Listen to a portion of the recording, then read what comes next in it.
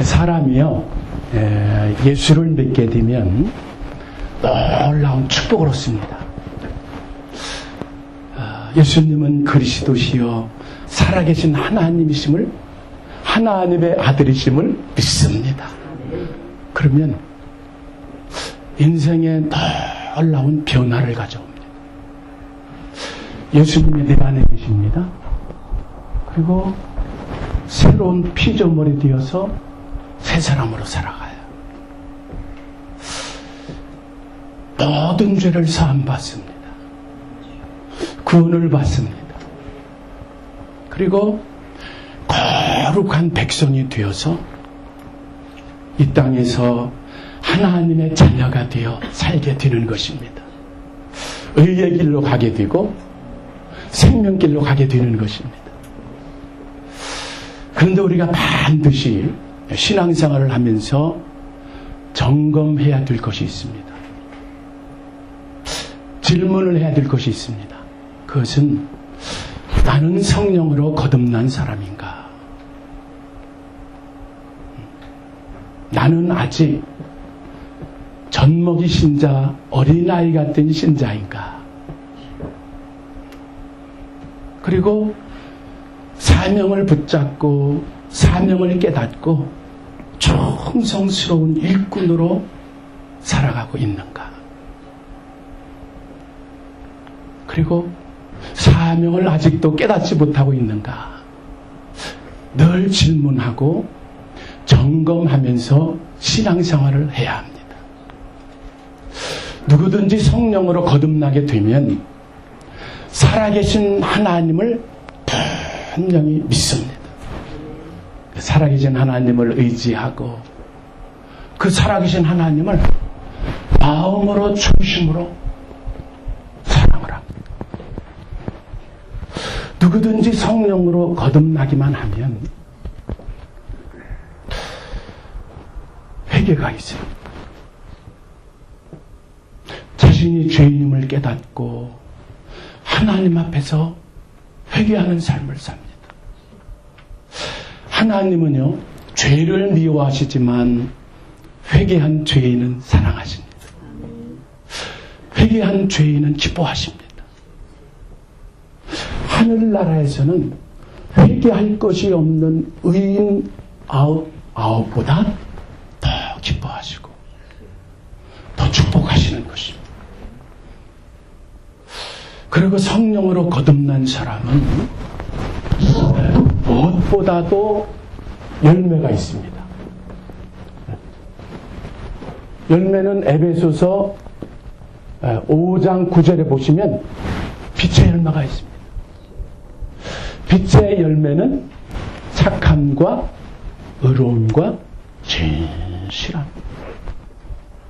성령으로 거듭난 사람은 열매가 맺는데 착하고 의롭고 진실하고. 그리고 갈라디아서 잘 아시는 대로 몇 장입니까? 5장 22절에 보시면 성령의 9가지 열매가 맺힙니다. 사랑과 희락과 화평과 오래 참음과 자비와 양선과 충성과 온유와 전진이라. 이 같은 법을 금지할 수 없는. 성령으로 거듭난 사람은 거룩한 삶을 살고 구별된 삶을 삽니다. 의로운 삶을 삽니다.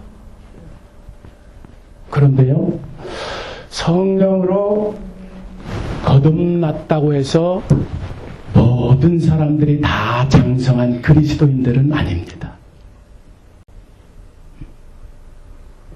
아직 옛사람이 남아있습니다. 옛 모습이 그대로 남아있습니다. 어린 아이와 같은, 젖먹이와 같은 삶을 살아가고 있는 것입니다. 그래서 고린도전서 3장 1절로 3절 말씀을 보시면 사도 바울이 두 가지가 있다고 그랬습니다. 하나는 전목이. 그러니까 육신에 속한 사람이 있습니다. 그 다음에 두 번째는 영적인 사람이 있습니다. 신령한 사람이죠. 육신에 속한 사람은 젖먹이 어린아이와 같습니다. 그 단단한 음식을 못 먹어요.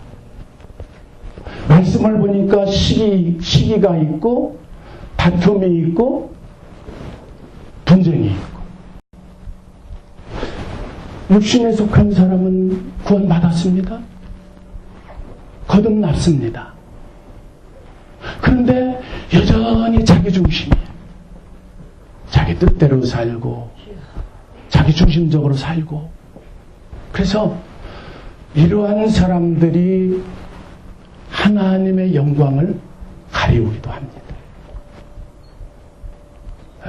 세상 사람들로부터 비방을 받아요.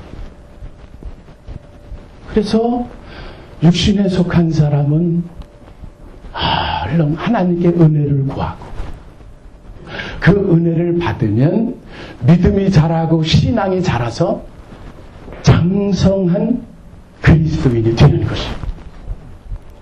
신령한 사람이 있습니다. 영적인 사람이 있습니다. 이 사람은요, 자신이 죄인임을 깨닫습니다. 하나님 앞에 회개합니다. 그리고요, 헌신적인 삶을 살고, 믿음의 삶을 살고, 오직 하나님 뜻대로 하나님 중심으로 살아가려고 그래서 이 영적인 사람, 신령한 사람은 사명을 마음 가운데 두고 사명을 따라 삽니다. 그리고요, 아름다운 신앙생활을 합니다. 여러분, 우리 예수님께서도 이 세상에 오실 때 사명을 가지고 이 세상에 오셨습니다. 사명을 따라 사시고 사명을 붙잡고 사시고 사명을 바라보시면서 사명을 이루시기 위해서 사명을 완수하시기 위해서 사셨어요. 요한복음 5장에 보시면 베데스다 연못에 38년 된 움직이지 못하는 중풍병자가 누워 있습니다. 예수님께서 가까이 가셔서 그 중풍병자에게 물어요. 네가 낫고자 하느냐? 예, 낫기를 원합니다. 네 자리를 들고 걸어가라. 명령을 하시니까요, 중풍병자가 자리를 들고 걸어가요. 근데 마치 그날이 안식일이었습니다. 예. 이 안식일이 돼서 유대인들이 예수님을 핍박을 해요. 그때 예수님께서 하신 말씀이 있습니다. 요한복음 5장 17절을 보시면 내 아버지께서 이제까지 일하시니 나도 일한다. 아버지께서 일하시는 것이 무엇이겠습니까? 선한 일입니다. 선한 일이 무엇입니까? 천국 복음을 증거하고 병자를 치유하고 사람을 살리는 것이고 영혼을 살리는 것이 선한 일이고 하나님의 일입니다. 여러분, 하나님께서는 이 세상을 사랑하십니다. 하나님이 세상을 이처럼 사랑하사 독생자를 주셨으니 이는 저를 믿는 자마다 멸망치 않고 영생을 얻게 하려 하심이라. 하나님이 이 세상을 사랑하셔서 성자 예수님을 이 땅에 보내주셨습니다. 그러니까 예수님은 성부 하나님의 사명을 가지고 이 세상에 오셨습니다. 그리고 그 사명 때문에 십자가를 지시고 저와 여러분의 죄값을 다 지불하시고 페이오프하시고, 그래서 십자가에서 예수님께서 하시는 말씀은 무엇입니까? 다 이루었다. 완수했다. 십자가에서 사명을 끝마쳤다. 그리고 예수님께서 요한복음 20장 21절에 그렇게 말씀하셨습니다. 아버지께서 나를 보내신 것 같이 나도 너희를 보내니라. 성부 하나님께서 예수님을 사명을 주셔서 이 땅에 보내신 것 같이 나도 너희를 보내니라. 예수님께서 저와 여러분에게 사명을 주신 것입니다. 예수님을 믿고 죄사함 받고 구원받은 하나님의 자녀들은 다 사명이 있는 것입니다. 전국에 복음을 증거하고 예수 그리스도를 증거할 수 있는, 증거해야만 하는 사명을 받은 것입니다. 그 사명이 무엇일까요? 이 사명이 무엇일까요? 우리가 받은 사명은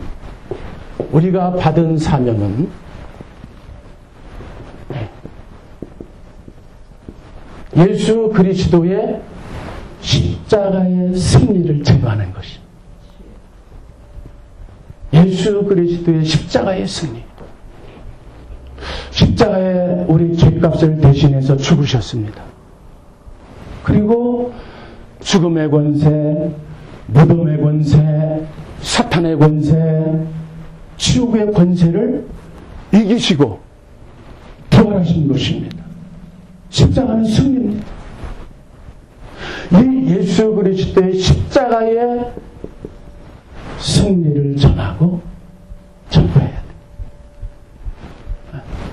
그리고 예수님은 길이십니다.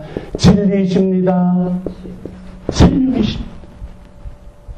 이 예수 그리스도를 증거하고 전해야 되는 사명입니다. 그리고 천국에 대한 복음, 이것을 저와 여러분이 증거를 해야 돼요. 전파해야 되는 것입니다. 여러분, 영혼 구원하고 전도하는 것을 짐이 되고 부담이 되지만 그것은 하나님이 가장 기뻐하시는 것입니다. 하나님의 소원인 것입니다. 하나님의 소원은 영혼 구원에 있습니다. 복음 전파에 있습니다. 전도하는 데 있습니다. 그래서 사도 바울은 고린도전서를 계속해서 읽어가다 보면 사명을 받은 우리들에게 우리 하나님의 동역자로 했습니다. 하나님의 동역자. 하나님의 일을 맡은 거예요. 하나님과 함께 일을 하는 것입니다. 그리고 저와 여러분이 예수 그리스도의 대신, 대상, 천국의 대사라는 것입니다. 그래서 우리는 하나님의 동역자로 사명을 감당하면서 살아가야 하는 것입니다. 어느 곳에 있든지, 무엇을 하든지, 어떤 비즈니스를 하든지 하나님의 동역자로 살아가야 하는 것입니다. 여러분, 하나님께서 다윗을 보실 때 내가 이새의 아들 다윗을 만나니 내 마음에 합한 사람이라고 그랬습니다.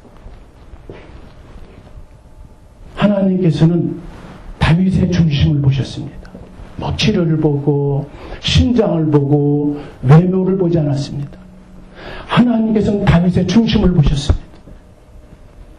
하나님께서 우리의 중심을 보십니다. 사명이 있는지 없는지 이것을 보시는 거예요. 그리고 내 마음에 합한 사람이라고 말씀해 주시는 것입니다. 사명을 붙잡고 사시는 것입니다. 사명을 따라 사시는 것입니다. 사명을 감당해야 되는 것입니다. 사도행전 4장 12절을 보십시오. 다른 이로서는 구원할 수 없나니 천하 인간에게 구원을 얻을 만한 다른 이름을 주시니라. 구원받을 수 있는 길은 오직 예수밖에 없습니다. 예수님만이 길이시고 진리시고 생명입니다. 다른 이로서는 구원을 받을 수가 없는 것이 그 예수 그리스도를 증거하는 것입니다. 여러분, 인생은 한 번뿐입니다. 단회적인 인생을 살면서 반드시 물어야 할 질문이 있습니다. 그 질문이 무엇일까요? 그 질문은 반드시 물어야 될 질문이 있습니다. 천국에서 영생 복락을 누리면서 영원히 forever and ever 영원히 살 것인가? 아니면 지옥의 고통 가운데 영벌을 받을 것인가? 영원히 지옥에서 고통을 받을 것인가? 이것을요 반드시 질문해야 됩니다. 지금도요 복음 없이 세상을 떠나는 사람들이 얼마나 많습니까? 예수를 믿지 않고 세상을 떠나서 지옥으로 가는 사람들이 얼마나 많습니까? 우리 인생에서 반드시 질문해야 될 사항, 천국에서 영생 복락을 누릴 것입니다. 그리고 지옥에서 영원한 고통을 받고 영벌을 받고 영원히 살 것인가? 우리의 년수는 70입니다. 강건하면 80이고 이 세상에서 70년, 80년 살다가 끝이 납니다. 끝날 때가 있는 것입니다. 그러나 천국과 지옥은 끝이 없습니다. 영원히 사는 것입니다. 그래서 히브리서 9장 27절에 한 번 죽는 것은 사람에게 정하신 것이요 그 후에는 심판이 있으리라. 이 심판은 무슨 심판입니까? 천국과 지옥의 심판인 것입니다. 사람들이요 죽는 것은 알아요. 그러나 죽음 이후에 심판이 있다고 하는 것은 믿지를 않습니다. 안 믿습니다. 모릅니다. 죽음 이후에는 반드시 심판이 있는 것입니다. 여러분 믿으시면 아멘 하십시오. 아멘. 그래서 사도 바울은 오늘 사도행전 20장 24절에 나의 달려갈 길과 주 예수께 받은 사명 하나님의 은혜의 복음 증거하는 일을 마치려 하면은 나의 생명을 조금도 귀한 것으로 여기지 아니하노라. 예수님께 받은 사명이 있다고 그랬습니다. 예수님이 주신 사명이 있다고 그랬습니다. 그 사명은 복음을 전해서 영혼 구원하는 것인데 자기 생명을 아끼지 않았다고 그랬습니다. 사명을 붙잡고 사명을 깨닫고 사는 것이 얼마나 중요한지요. 여러분, 우리가 이 사명을 감당하고 사명을 완수하면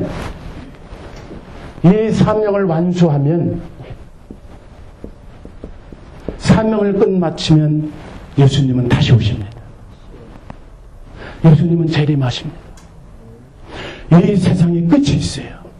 마태복음 24장 14절에 보시면 이 천국 복음을 모든 민족에게 증거되기 위하여 세상에 전파드리니 그제야 끝이 오리라. 끝이 있는 것입니다.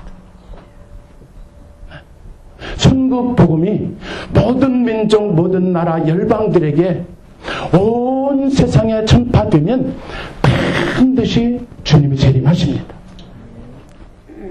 주님이 다시 오십니다. 이 세상은 끝이 있는 것입니다. 여러분, 예수님의 재림을 믿습니까? 이 세상에 끝이 있음을 믿습니까? 예루살렘과 유다와 사마리아야 땅끝까지 이르러 내 증인이 되리라. 땅끝까지 복음을 증거하고 영혼을 구원하고 땅끝까지 십자가의 복음을 증거하게 되면 반드시 끝이 있다고 하는 것이죠. 여러분, 앞으로 이 세상은요, 점점 어두워져 갑니다. 세상은 점점 더 완악해지고 혼란과 큰 무서운 뉴스가 있게 됩니다. 그러나 여러분 놀라지 마십시오. 작년보다는 금년이 앞으로 더 많은 무서운 뉴스가 있게 될 것입니다. 그래서 예수님을 믿고 그 신앙을 지키고 믿음 생활하기가 얼마나 힘든지 모릅니다. 동성 결혼과 동성 결혼으로 타락해져 갑니다. 세상이 음란해져 갑니다. 그리고 테러와 핵무기 공포, 그리고 사람들이요 돈을 사랑해요. 쾌락을 사랑합니다. 이런 시대가 계속되면서 우리의 다음 세대들, 우리 자녀들이 어떻게 신앙생활을 하면서 살아가야 될지 걱정이 되는 것입니다. 그래서 원하고 기도하고 바라는 것은 우리가 사명을 감당해서 예수님이 속히 오시는 것입니다. 예수님의 재림이 속히 임하는 것입니다. 마라나타 아멘 주 예수여 오시옵소서. 주님이 속히 오시게 될 때 이 세상에 무서운 테러, 무서운 전쟁과 환란이 오기 전에 주님이 오셔야 하는 것입니다. 사랑하는 여러분, 하나님의 동역자가 되실 수 있기를 축복합니다. 아멘. 하나님과 함께 일하실 수 있기를 축원합니다. 아멘. 그러기 위해서는 우리의 기도도 돌아봐야 합니다. 하나님 건강하게 해주세요. 하나님 사업 잘 되게 해주세요. 하나님 성공하게 해주세요. 이런 기도보다도 먼저는 사명을 감당할 수 있게 하여 주시옵소서. 너희는 먼저 그의 나라와 그의 의를 구하라. 그리하면 이 모든 것을 너희에게 더하시리라. 아멘. 사명 붙잡고 살게 해주시고 사명 따라 살게 해주시옵소서.